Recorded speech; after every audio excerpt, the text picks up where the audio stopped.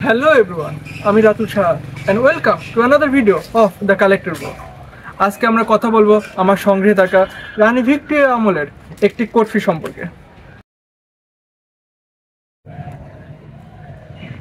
আর আজকের এই ভিডিও করার জন্য সবচেয়ে ভালো জায়গা কুষ্টিয়ার ডিসি কোর্ট। ব্রিটিশরা যখন এই উপমহাদেশে আসে তারা দেখতে পারে এই জায়গা মুঘলদের দ্বারা শাসিত এবং তাদের এই সেট আপ ব্রিটিশদের ব্রিটিশদের জন্য বুঝতে সমস্যা ছিল। পরে তারা তাদের সুবিধা মতো বিষয় ব্যবস্থা তৈরি করে এবং কয়েকটি অ্যাক্ট তৈরি করে।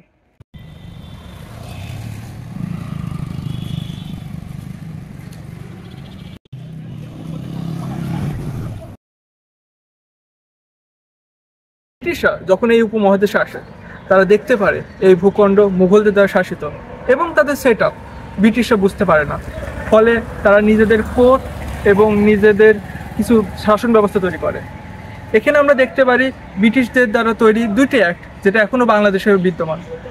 একটি স্ট্যাম্প অ্যাক্ট অফ 1899 এবং অপরটি court fee act of 1870। Court ফি আইন হলো এমন একটি আইন যা আদালত এবং সরকারি অফিসে পদেয় ফি নিয়ে কাজ করে। এটার প্রধান কাজ ছিল অফিস আদালতের বিভিন্ন দলিল করা নথিপত্রের উপর নিয়ন্ত্রণ এবং নির্ধারণ করা। কি নির্ধারণ করা? সেখানকার ফি। এর অর্থ যে কোন নথিপত্রের ওপর কোন দলিলের ওপর কত টাকা ফি হবে, কত টাকা নির্ধারণ হবে, সেটা ব্রিটিশরা তৈরি করে।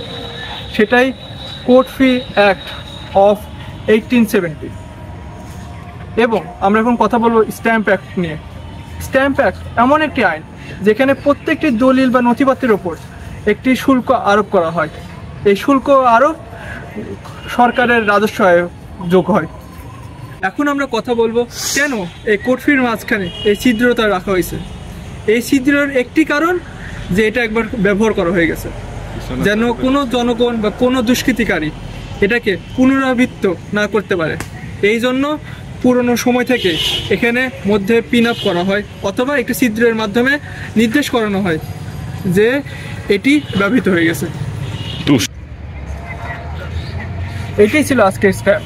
আশা করি এই সম্পর্কে আপনারা অনেক কিছু জানতে পেরেছেন।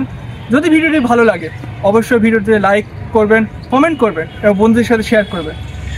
সকলে সাবধানে থাকবেন, সুস্থ থাকবেন এবং সংগ্রহ চালিয়ে যাবেন।